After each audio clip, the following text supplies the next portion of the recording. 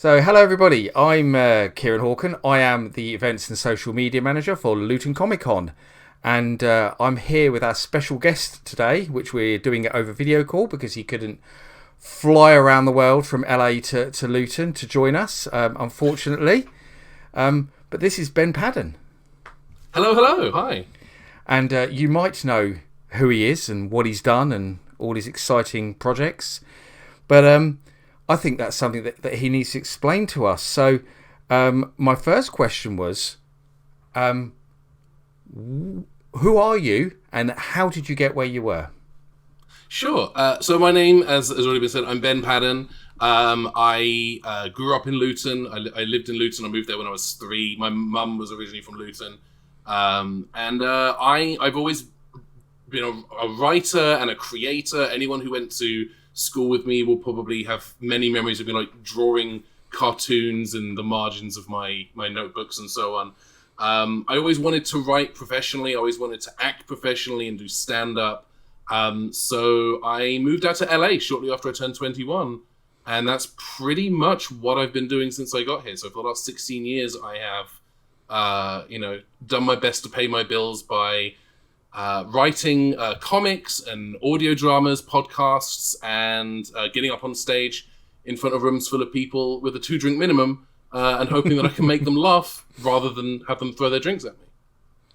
Brilliant.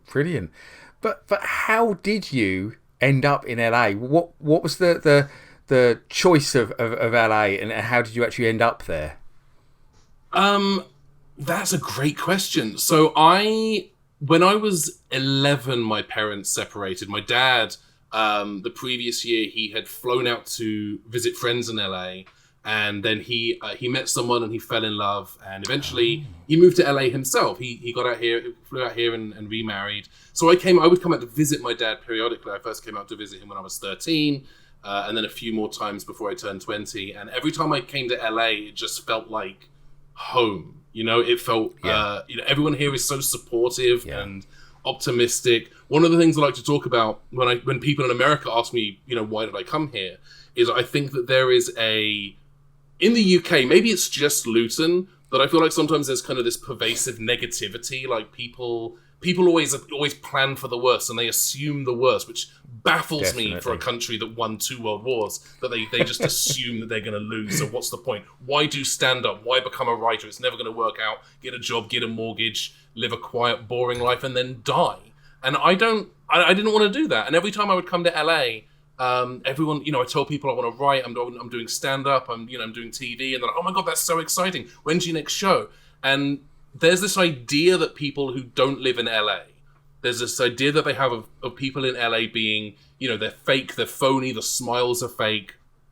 I will take fake optimism over genuine pessimism any day of the week. So that's one of the things I love about being here, is that everyone I know, the friends I have here, the family, and the social circle that I've built here in LA, everyone is so supportive of each other and so excited to, hear what everyone's going to be doing next. And that's one of the things I love. That and the weather, I think, the things that I love most about being in LA. I can relate to so much of that. Having lived abroad, and I ended up abroad in a similar way that my mum was living abroad, and that's how I ended up abroad. And my parents split up when I was 13, so I can actually relate to a lot of what you're saying there, which is really, really interesting to hear that, actually. So yeah, it's cool. You've got some similar origin story to me.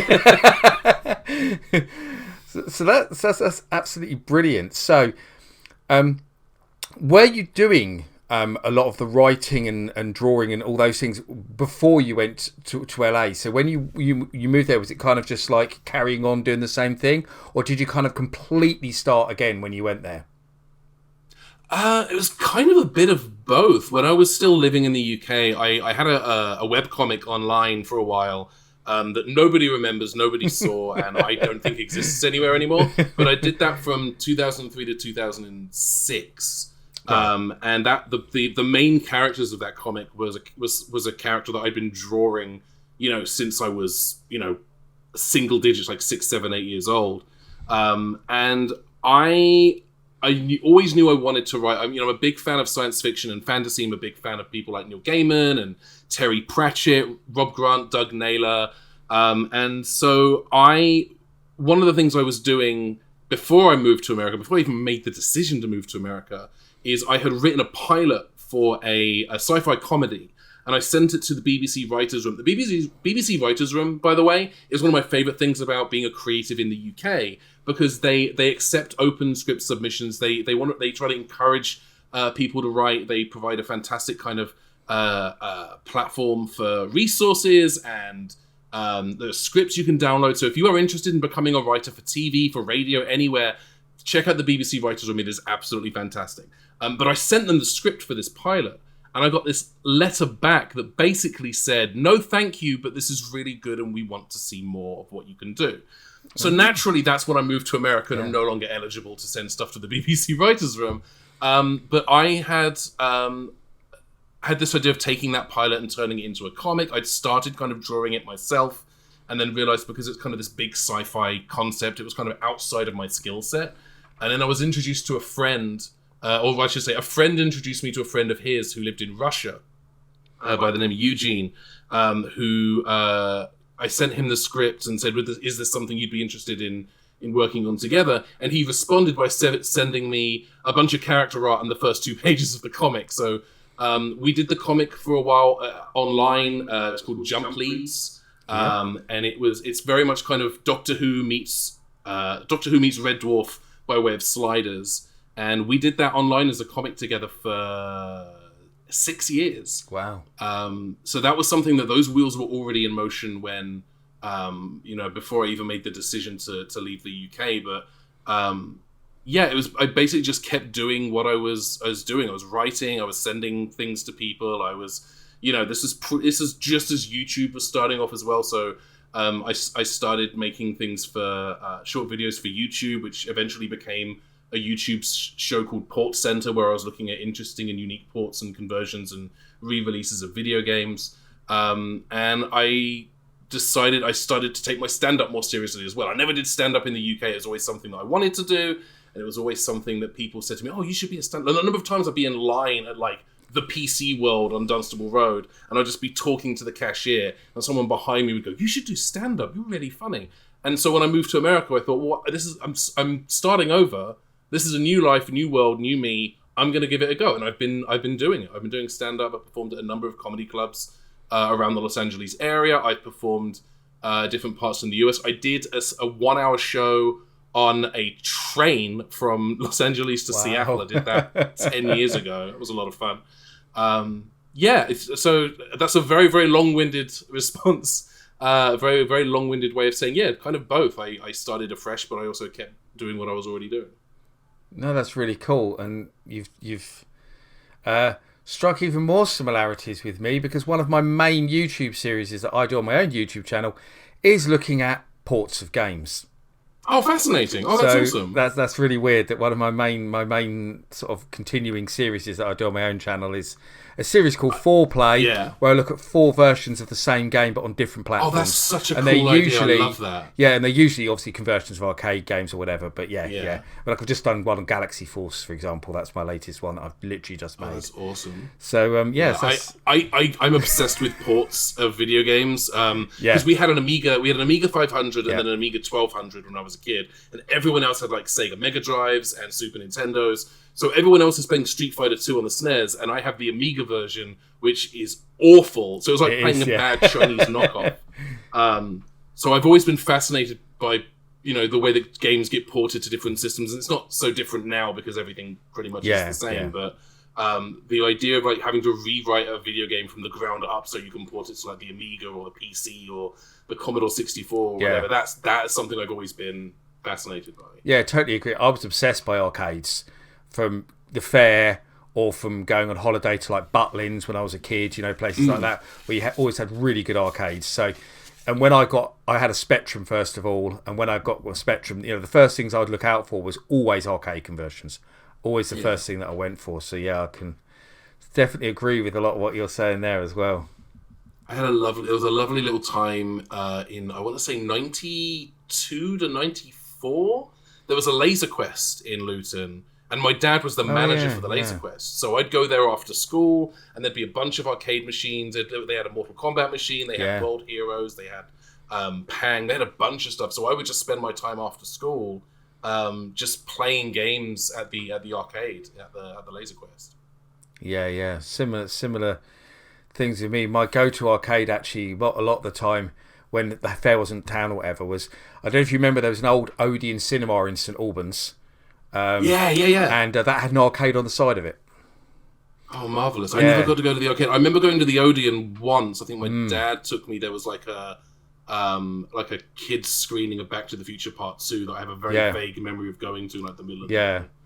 It was an old Art Deco cinema, and it was closed for 20 years, and it reopened a few years ago as an independent cinema. Oh, that's awesome! They raised the money from local people, and Stanley Kubrick's family put in a load of the money as well, so it reopened as the Odyssey in memory of Stanley Kubrick. Yeah, and it's absolutely incredible. It's the most wonderful cinema because it reopened as a single screen cinema as it was originally built. Because Odeon converted it into 5 screens, they kind of butchered it, but they put it all back to how it originally looked, using photos. So I'm going to have to check that out when next time I'm visiting. I'll have to. Oh, it's so worth a visit. It's absolutely fantastic. So yeah, more sort of similarities there in what we did. So did you ever, when you got there, did you ever get a proper job, or did you just kind of go straight into trying to be a creative and make money that way? I did immediately. I mean, I want to say both a little bit, because when I first started, I actually got a job at the Walt Disney Company. I worked for Disney owned a number of different TV networks over here, including ABC, and I got a job. I spent 2 years working at Disney ABC, and my day job was I was a project manager there. I was, buying equipment and helping to kind of oversee some of the big projects that they had at ABC on the engineering side. So just to bore you with some technical information, I spent about $2 million of Mickey's money buying the necessary equipment to convert 4 of their channels from standard definition to high definition. So there were engineers who did all the planning. They let me know what they needed, and I would contact the vendors. So that's what I would do by day, and then by night I would be writing, I would be drawing, I would be writing stand up. And LA is a very expensive city to live in. I have a lot of creative friends who they're able to make a decent living off of their creative stuff, but they also have contract jobs on the side, or they have a day job. I've spent a lot of time working in call centers, and I have a consulting job right now that I do during the day that has been paying the bills. I do some design work. There are a couple of anime movies and TV shows that are coming out on Blu-ray this year or next year that I did some of the cover design for. Oh, very nice. So yeah, I think that particularly in LA, and particularly because of the cost of living, it's not uncommon for a lot of creative people to have a quote unquote day job. One of my friends, Sarah Benincasa, has a book of essays, and the title of the book is Real Artists Have Day Jobs. Everyone who is writing, or they do artwork, or maybe you're following an artist on Tumblr who you're a big fan of, they probably have a day job of sorts as well, whether that's contract work or they spend a few hours a day in an office, whether it's part-time, full-time. But yeah, that's part of life, especially because of just how expensive it is to live in LA. That's what I've heard from other people, so it's interesting to see sort of and that's one of the reasons why, like, one of the right now, I don't know how much information makes it over to the other side of the pond, but right now the Writers Guild and the Actors Guilds are both on strike at the moment because they're not being paid a livable working wage by the studios. That's why the strikes have been happening over the last, like, at this point, I think nearly 4 months.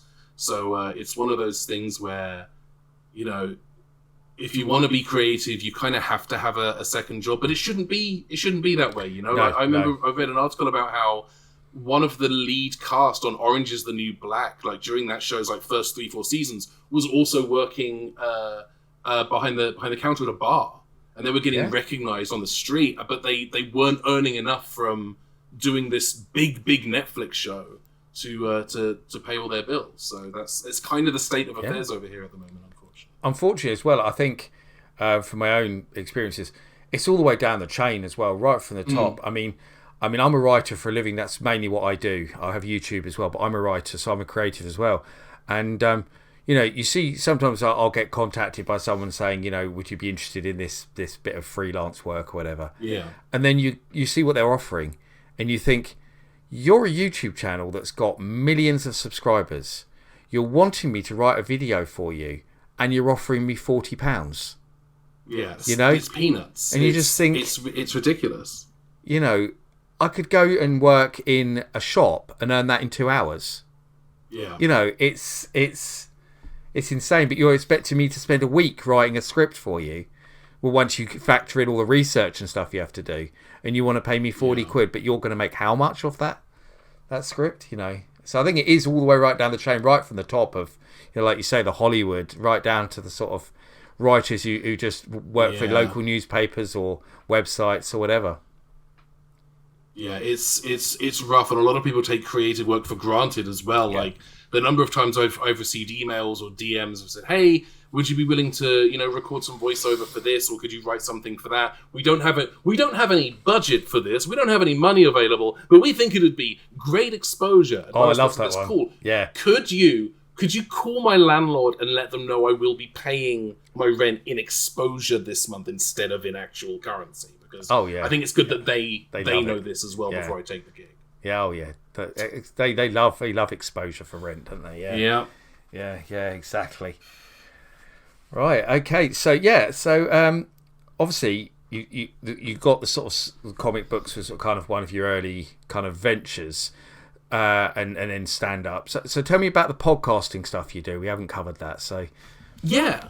So I've been podcasting on and off for 14, 15 years. I think my first podcast, I did these little one-off things on my own when I was still living in the UK in 2006. But I've had a number of different podcasts over the years. The main ones that I do right now, there is, for anyone who's a fan of tabletop role-playing games like Dungeons & Dragons and what have you, some friends and I, we have an actual play podcast called The Game of Rassilon, where we are playing a role-playing game that is licensed from a very popular British science fiction series that, unfortunately, because of the strike, I'm not allowed to name. But we've been doing that for 5 years. This year is going to be our last season of that.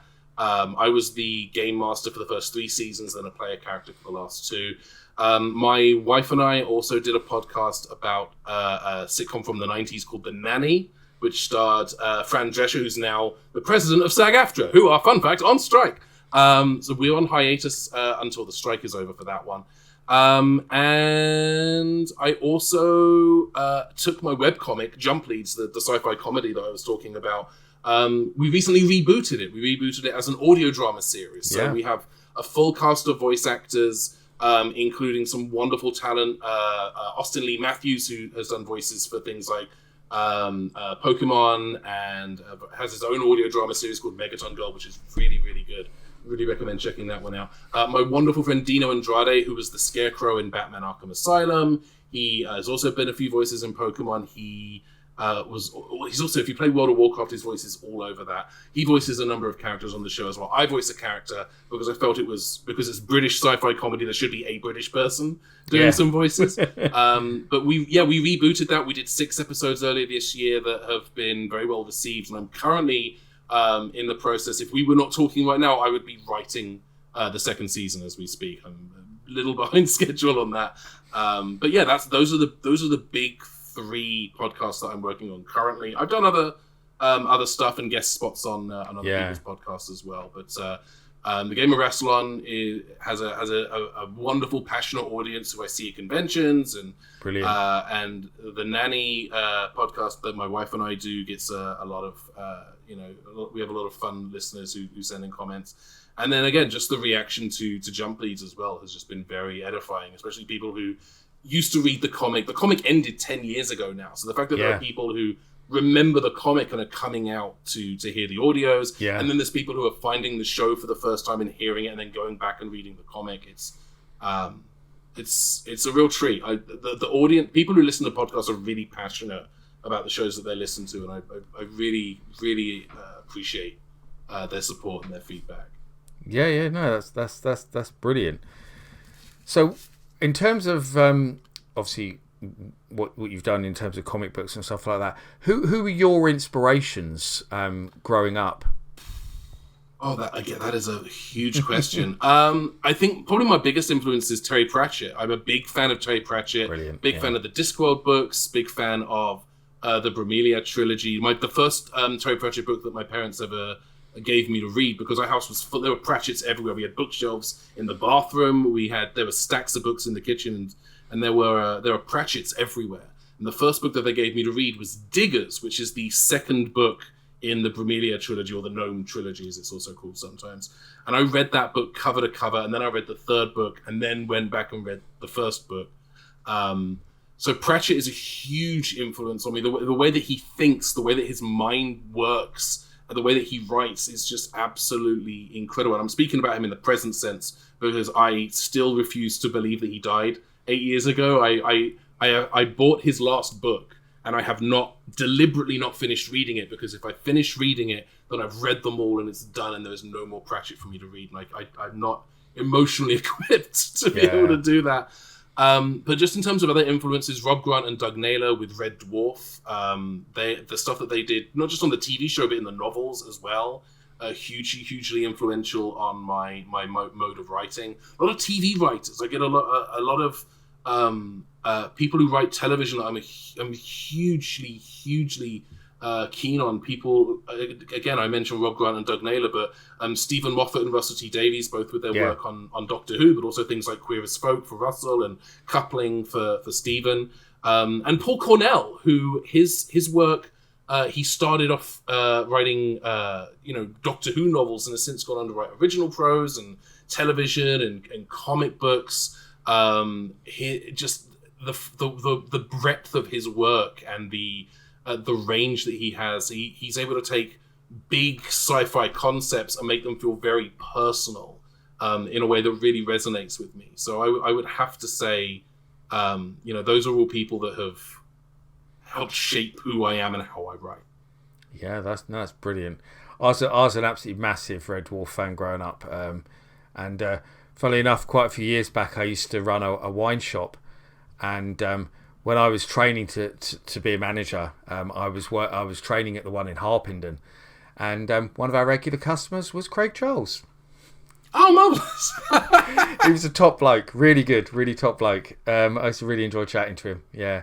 Nice. So yeah, I've heard good things about him. Quite cool years later to meet him. Yeah. He liked to drink, let's say, without being too rude about him. But yeah, he loved to drink. Yeah.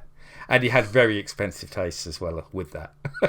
Well, if you've got the money for it, I mean, some of us will go for a White Lightning if that's what we can afford. But if you've got the money, and you want to go for something. One of the weird things, I live within walking distance of this fantastic wine store, and they have wines ranging from like $10 to, I was looking at the back the other day, and they have like vintage bottles of wine for like $500, $600, and there's a part of me that thinks one day I'm going to buy an expensive bottle of wine.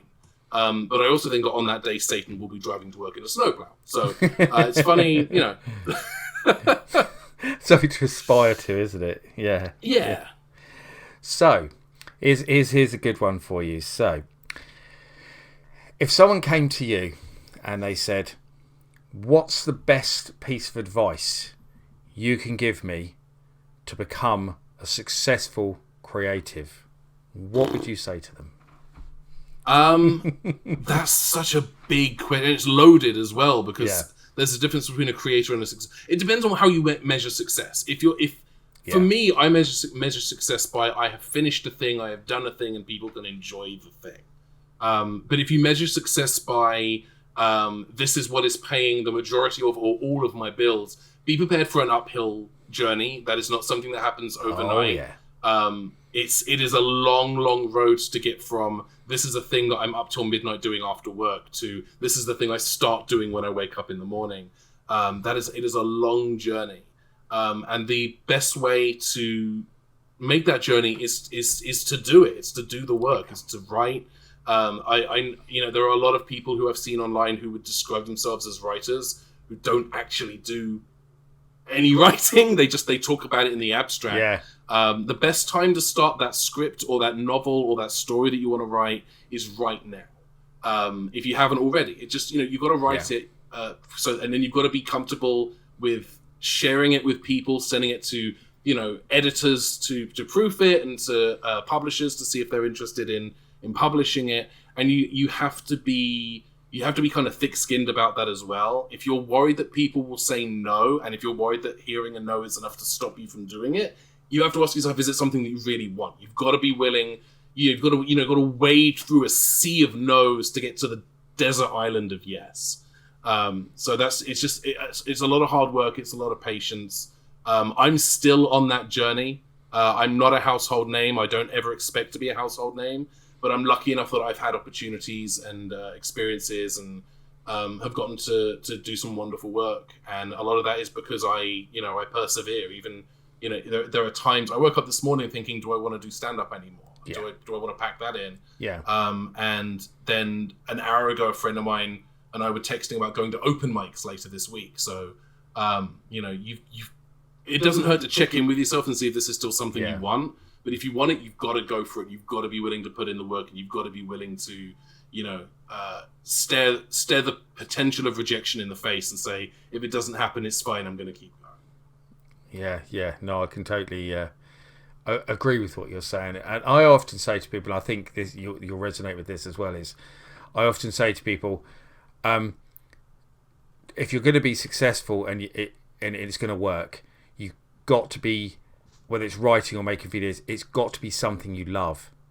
Because being creative is not being just another job. It's got to be something you love. It's got to be your passion. It's got to be you. You've got to be putting everything about you into it. Otherwise, you're not going to be a success. And you don't want to be another one of these YouTubers that just goes, oh, here's the 10 best games of all time, and it's the same 10 games that everyone else has got on their list. Or you've got whatever you're doing, whether you're making videos or whether you're writing, you've got to write something that you are passionate about. Yeah. I know people who in the past have said, well, this is popular right now, and this is popular, and that is popular. Exactly. So let's make a short film or a YouTube video that is about this, this, and that.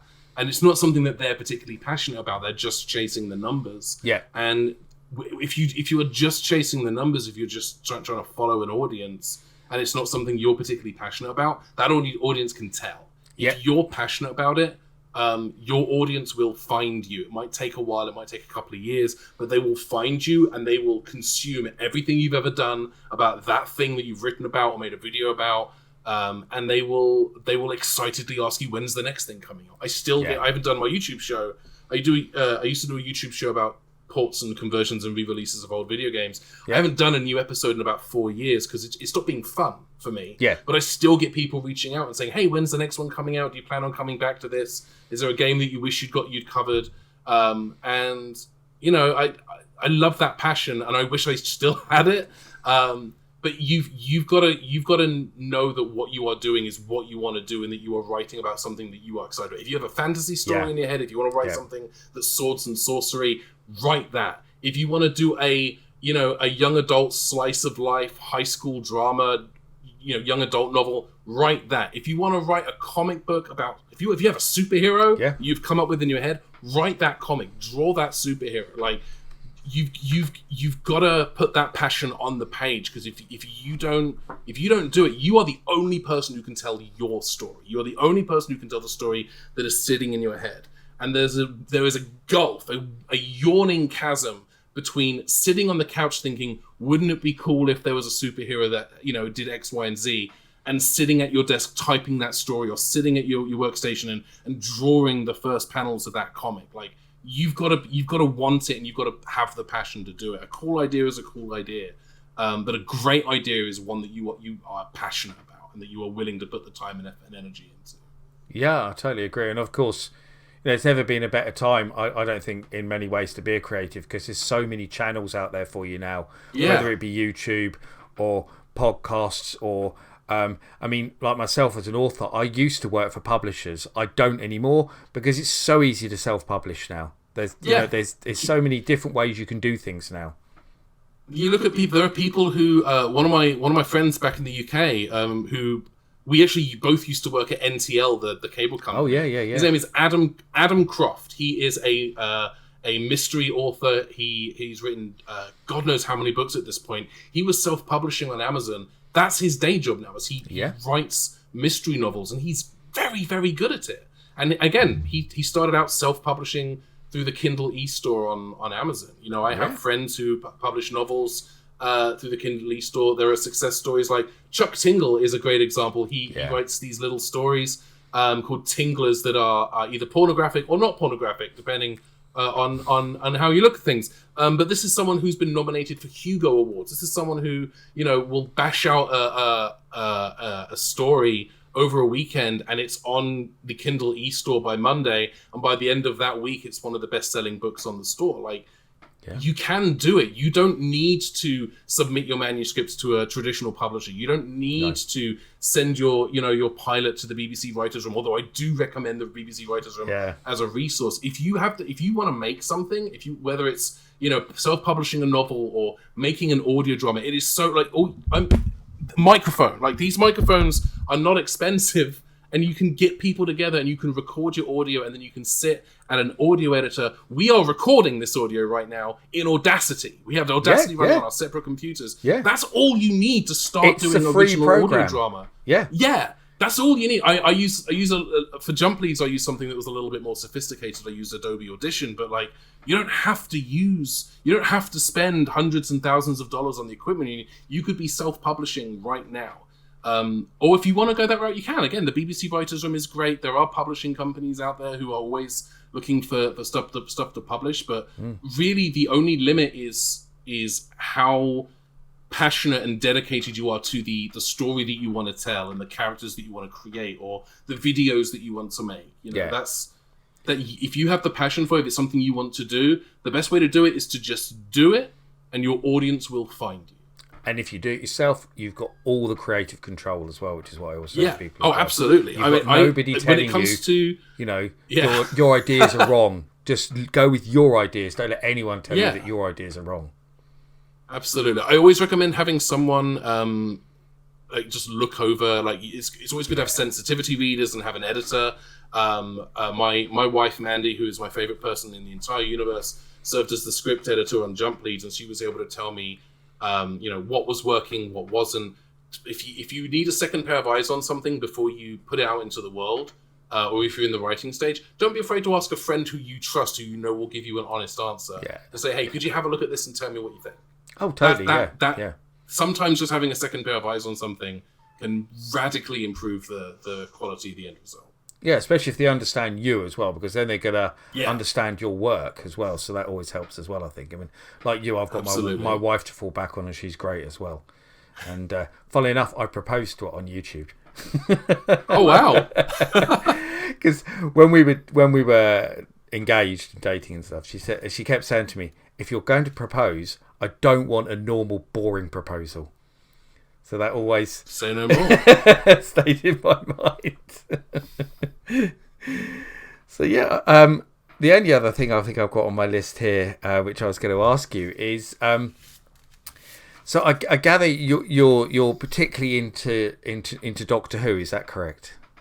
I'm a little bit of a fan of that particular show. Yeah, I grew up watching the classic series. My dad was born as the Daleks were making their debut on British television, so he grew up watching it, and then I grew up watching reruns on UK Gold, and my dad would buy the VHS cassettes, I'm a lifelong fan of the show. Yeah, so that's kind of one of your still one of your personal passions then, is Doctor Who. Absolutely. And who's your favourite Doctor then? Who my favourite Doctor? It's tough because they're all great in their own ways. And you ask me on any given day, you're going to get a different answer. But today, it is a three-way tie between Matt Smith, Peter Capaldi, and Patrick Troughton. Patrick Troughton was the first Doctor I saw. So it's not a name you hear often. It's not a name I hear people say often. So no, it's because I grew up with the classic series. Like, my earliest memories are watching. There's a second Doctor story called The Mind Robber. That I think aired in reruns on BBC Two in the early 90s. And I remember watching that. There's a scene in The Mind Robber where one of the Doctor's companions, his name is Jamie, he's Scottish, he wears a kilt. Anyone who's seen classic Doctor Who, you would know Jamie if you saw him. He gets turned into a cardboard cutout of himself with a blank face. And the second Doctor is to rebuild his face using like a police identity kit, like attaching eyes and a nose and a mouth. And he puts the wrong face on, and Jamie is played by a different actor for 2 episodes. And as a kid, I think I was like, God, I don't know, maybe I was 6, 7 years old when I saw that. That terrified me. The idea that something that something could change your face like that and change who you are, and it kind of that feeling of dread kind of got mirrored. I kind of felt that again in David Tennant's last story, where there's that cliffhanger where everyone on Earth has been turned into John Sim, and that visual of, you know, everyone who'd been in that episode is now replaced by John Sim in their clothes. That stayed with me for the whole week until the next episode. Like, that's one of those, it's such a silly thing. You describing it, it's like, oh, that sounds like a fun visual effect. It terrified me. Even then, like, 2009. How old was I in 2009? 23, 24? It put that same kind of fear that I had as a kid watching Patrick Troughton in reruns on the BBC.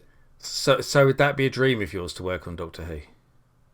A dream job would definitely be working on that show. I'm very lucky that I've gotten to do some things that are adjacent to Doctor Who, which is, the game of Rassilon is kind of adjacent to the show, and I've been very lucky to work on a project here in Los Angeles that is related to the show. But it's a personal favorite of mine. There's a big convention here just for that show here in Los Angeles every year called Gallifrey 1. And the attendance is often, I think, it's just shy of 4,000 people attend that con every year. And it's the biggest convention in the world for the show. It's obviously the biggest convention in North America. And the number of people I meet there who have flown in from England to attend this show. I'm very lucky that I get to do panels and perform at the show as well. And I've been incredibly lucky to have, there are people who've worked on the show, both past and present, who I've formed friendships with as a result of both some of the other work I've done and that convention in particular. But yeah, I feel very lucky to have as much of a connection to that show as I do. But it's one of those things where, if I got to write for the show, that's people have always asked me, what would it take for you to move back to the UK? Getting to write for that show, I would be packing my bags and I'd be on the next plane to Cardiff without hesitation. So, I guess interestingly, I suppose in America at the moment, obviously with the new Doctor Who now being cast, I believe he's obviously, most previous Doctor Who's have been very British actors who probably weren't known outside of Britain. But the new Doctor, he's actually quite well known in America, isn't he? Because of Sex Education. I believe that was quite a big show over there. Sex Education was pretty popular over here. Ncuti Gatwa was on bus stop ads for Sex Education. Yeah. When the show first launched on Netflix. I still think there was, as with any actor when they're cast as the Doctor, there's always a certain amount of, wait, who's that? I'm not sure I've heard of them before. Yeah. But Ncuti Gatwa, it was a combination of, the guy who's in Sex Education, and then also knowing that he was going to be in the new Barbie. Bambi, sorry, not Bambi, Barbie. Barbie just came out, and he's in that as well. It's one of those things. I read the story a couple of weeks ago. Ncuti Gatwa was on set working on Bambi when he got cast. Apparently Ryan Gosling is a huge fan of the show and went up to him and congratulated him and just kind of geeked out about it. It's one of those, Doctor Who isn't as big in the US now as it was, I want to say, 10 years ago. I think the 50th anniversary was a big peak for the show, but also it's been 9 years since the show was on Netflix, and then it moved away from Netflix in 2014. And I think there's a correlation between the show moving away from Netflix and its kind of decline in popularity in the US. Some people will say, well, it's the writing, and I don't necessarily agree with that. I think it's mostly about how visible the show is, and I think pretty much everyone over here has Netflix, and if it's not on Netflix, it's harder to find. But it's going to be on Disney Plus at the end of the year, and over here in the US, there's a lot of people who have Disney Plus. So it will be interesting to see if the show is able to kind of rekindle its popularity here in the US. Yeah, and I guess being in Barbie certainly hasn't hurt him with that either. Sort of raised his profile. Absolutely. Barbie's just been so huge. It's been, it's a good film actually. It's the highest grossing movie that Warner Brothers have ever put out. I liked it a lot more than I thought I was going to. I thought it was a clever film. It was such a good film. It was so much fun. Very incredibly well written. Just perfectly cast. Just an absolute, just magical. I absolutely loved it. Yeah. No, I totally agree. I thought it was great. So that's pretty much it, really. So, All right. is there anything else you kind of wanted to say to the people of Luton before we sign off? People of Luton, if you're at a comic convention, it means that you are passionate about comics or storytelling or fantasy or science fiction, and there are going to be a ton of people in your life, maybe even people who have reluctantly joined you at this convention, who are going to tell you, don't take it that seriously. They're only comics. It's only television. They're only movies. They're only books. And they're going to try to talk you out of, like, they're going to try to tamp that passion down. One of the things that I love about living in America is that when people are passionate about something, they are big and they are vibrant about it. And that's, I think, the difference between American fandom and British fandom. And I think the British could stand to borrow a little bit of that passion and that excitement and that exuberance from America. So while you're here, while you're wandering around, while you're seeing people in cosplay and seeing vendors and wandering around and generally having what sounds to me is going to be a pretty amazing time. Hopefully I'll be with you there next year. That's the hope. Be excited, and don't just have that excitement with you today. Take that home with you. Be unashamedly enthusiastic and passionate and excited about the things that you love, about the shows that you want to watch, and about the stories that you want to tell. And don't let anybody tell you that you are being too big or doing too much, because you love the things that you love, and if they bring you joy, you should be allowed to express that joy. You should be allowed to be joyful. So be joyful. Take that passion and carry it forward, and be happy and excited and excitable and big and loud and passionate. Brilliant. Thank you so much, Ben Paddon, for doing this. And I'm sure we'll hear from you again in the future. Thank you very much. Yeah, I would very much like to be there next year if I can, yeah. Thank you.